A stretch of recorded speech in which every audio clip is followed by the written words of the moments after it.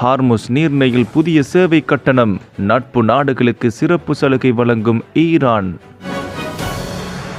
50 ஆண்டுகளுக்கு பிறகு கண்டுபிடிக்கப்பட்ட தங்க நீர்மூழ்கி கப்பல்.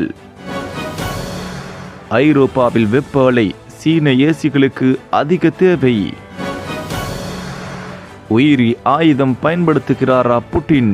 உளவுத்துறையின் செய்தியால் உருவாகியுள்ள அச்சம். ஹார்முஸ் ஜலசந்தி வழியாக பயணம் செய்யும் கப்பல்களுக்கான புதிய சேவை கட்டணங்கள் விதிக்க திட்டமிட்டிருப்பதாக தகவல் வெளியாகியுள்ளது. சீனாவின் தலைநகர் பெய்ஜிங்கில் நடைபெற்ற உலக அமைதி மாநாட்டில் கலந்து கொண்டு பேசிய ஈரானிய தூதர் அப்துல் ரேஷா ரஹ்மானி பஸ்லி, ஹார்முஸ் ஜலசந்தியில் பயணம் செய்யும் கப்பல்களுக்கு புதிய சேவை கட்டணங்கள் வசூலிக்கப்படும் என்று தெரிவித்துள்ளார். இந்த கட்டணங்கள் வழக்கமான சுங்க கட்டணங்கள் அல்ல என்றும், இவை கடல்சார் பயணங்கள் செய்யும் கப்பல்களுக்கான சேவை செய்யும் பணிகளுக்கான சேவை கட்டணங்கள் என்று தெரிவித்துள்ளார்.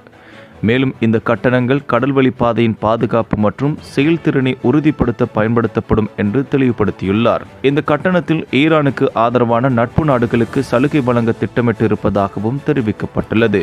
இது தொடர்பாக தூதர் பஸ்லி வழங்கிய தகவலில், இக்கட்டான சூழ்நிலையில் எங்களுடன் நின்ற நட்பு நாடுகளுக்கு நிச்சயம் இதில் சிறப்பு சலுகைகள் வழங்குவோம் என்று குறிப்பிட்டுள்ளார். அமெரிக்கா ஈரானிடையே ஏற்பட்ட பேச்சுவார்த்தைக்கு பிறகு ஹார்முஸ் நீரிணை வழியாக வணிக கப்பல்கள் மட்டும் எந்த ஒரு தடையும் இல்லாமல் 60 நாட்கள் பயணம் செய்ய அனுமதி வழங்கப்பட்டிருந்தது. இந்த அனுமதி இன்னும் சில தினங்களில் நிறைவடைய உள்ள நிலையில் அதன் பிறகு எந்த மாதிரியான நடைமுறை பின்பற்றப்படும் என்பது குறித்து இன்னும் தெளிவாக தெரிய வரவில்லை. 2ஆம் உலகப் போரின் போது ஜப்பானில் தங்கம் ஏற்றிச் சென்ற நீர்மூழ்கி கப்பல் 50 ஆண்டுகளுக்கு பிறகு கண்டுபிடிக்கப்பட்டுள்ளது. 1944ஆம் ஆண்டு 2ஆம் உலகப் போரின் போது ஜப்பானில் I-52 என்ற நீர்மூழ்கி கப்பல் அட்லாண்டிக் கடலில் மூழ்கியது. இந்த கப்பல் ஜெர்மனிக்காக 146 தங்க கட்டிகள், மருத்துவ பொருட்கள், ரப்பர் போன்ற முக்கிய மூலப்பொருட்களை ஏற்றிச் சென்றது. அமெரிக்க மற்றும் பிரித்தானிய குறியீடு உடைக்கும் குழுக்கள் ஜப்பான், ஜெர்மனி இடையேயான ரகசிய தகவல்களை பிடித்ததால் I-52 கப்பல் அமெரிக்க கடற்படையால் தாக்கப்பட்டு மூழ்கியது. 109 பேருடன் கப்பல் அட்லாண்டிக் கடலின் ஆழத்தில் மறைந்தது. பல தசாப்தங்களாக அதன் இருப்பிடம் தெரியாமல் இருந்தது. 1990களில் ஆராய்ச்சியாளர் பால் டிட்வேல் பழைய பதிவுகளை ஆய்வு செய்து 1995இல் சோனோர் மற்றும் ஆழ்கடல் தொழில்நுட்பத்தின் உதவியால் கப்பலை கண்டுபிடித்தார். 17,000 அடி ஆழத்தில் கப்பல் நேராக நின்ற நிலையில் கண்டுபிடிக்கப்பட்டது. கப்பலின் உடல் பெரும்பாலும் சேதமின்றி இருந்ததால் தங்கம் இன்னும் உள்ளே இருக்கலாம் என நம்பப்படுகிறது. ஆனால் இது சட்ட மற்றும் நெறிமுறை சிக்கல்களால் மீட்கப்படவில்லை. இந்த கண்டுபிடிப்பு போர்க்கால வரலாறு, குறியீடு உடைக்கும் திறன், ஆழ்கடல் ஆராய்ச்சி ஆகியவற்றின் இணைப்பாக கருதப்படுகிறது. ஐரோப்பாவில் கடுமையான வெப்ப அலை காரணமாக சீனாவில் தயாரிக்கப்படும் ஏசி அதிகமான தேவை ஏற்பட்டுள்ளதாக கூறப்படுகிறது. பல நாடுகளில் வெப்பநிலை சாதனை அளவுக்கு உயர்ந்ததால் மக்கள் குளிர்சாதன பொருட்களை வாங்குவதில் ஆர்வம் காட்டுகின்றனர். ஐரோப்பிய சந்தையில் சீன ஏர் கண்டிஷனர் குறைந்த விலை, எளிதில் கிடைக்கும் என்பதால் அதிகமாக விற்பனையாகின்றன.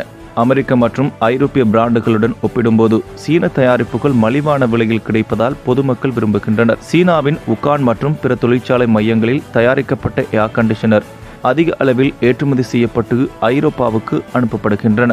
இரு பிராந்தியங்களுக்கிடையே அரசியல் மற்றும் வர்த்தக மோதல்கள் இருந்தாலும் வெப்ப அலை காரணமாக சீன தயாரிப்புகள் ஐரோப்பியர்களுக்கு வாழ்வாதாரமாக மாறுகின்றன. ஆய்வாளர்கள் இந்த நிலைமை ஐரோப்பா இன்னும் சீன உற்பத்தி மீது அதிகமாக சார்ந்திருப்பதை காட்டுகிறது என்று கூறுகின்றனர். இந்த சம்பவம் காலநிலை மாற்றம், உலக வர்த்தகம் மற்றும் அரசியல் உறவுகள் ஆகியவை எவ்வாறு ஒன்றோடொன்று தொடர்புடையவை என்பதை வெளிப்படுத்துகிறது. ரஷ்ய படைவீரர்கள் ரஷ்யா ஆக்கிரமிப்பு செய்துள்ள உக்ரைன் பகுதிகளில் ஆந்த்ராக்ஸ் எனும் கொடிய நோயால் பாதிக்கப்பட்டு உயிரிழந்த கால்நடைகளின் உடல்களை வீசி வருவதாக உக்ரைன் ராணுவ உளவுத்துறை எச்சரித்துள்ளது. 2001ஆம் ஆண்டு அமெரிக்காவில் இரட்டை கோபுர தாக்குதல்களை தொடர்ந்து பலருக்கு தபால் மூலம் ஆந்த்ராக்ஸ் பவுடர் அனுப்பப்பட்டது நினைவிருக்கலாம். அந்த கடிதங்களை கையாண்ட 22 பேருக்கு ஆந்த்ராக்ஸ் தொற்று ஏற்பட்டது. அவர்களில் 5 பேர் பரிதாபமாக பலியானார்கள். இந்த சம்பவங்களை தொடர்ந்து பல நாடுகளில் மக்கள் தங்கள் எதிராளிகளை பயமுறுத்த தபாலில் ஆந்த்ராக்ஸ் பவுடர் அனுப்பிவிடுவேன் என மிரட்டிய சம்பவங்களும் நடந்தன. அதாவது இந்த ஆந்த்ராக்ஸ் என்பது பேசிலஸ் ஆந்த்ராசிஸ் என்னும் நோய் கிருமியால் பரவும் ஒரு தொற்று நோயாகும். ஆந்த்ராக்ஸ் கிருமியால் பாதிக்கப்படுவோர் ப்ளூ போன்ற அறிகுறிகளுடன் துவங்கி இரத்த வாந்தி எடுத்து மூச்சு திணறல் ஏற்பட்டு பல உள்ளுறுப்புகள் செயலிழந்து செப்டிக் ஷாக் என்னும் நிலையை எட்டி மூளையில் இரத்த கசிவு ஏற்பட்டு உயிரிழக்கும் நிலை ஏற்படலாம் என்பது குறிப்பிடத்தக்கது.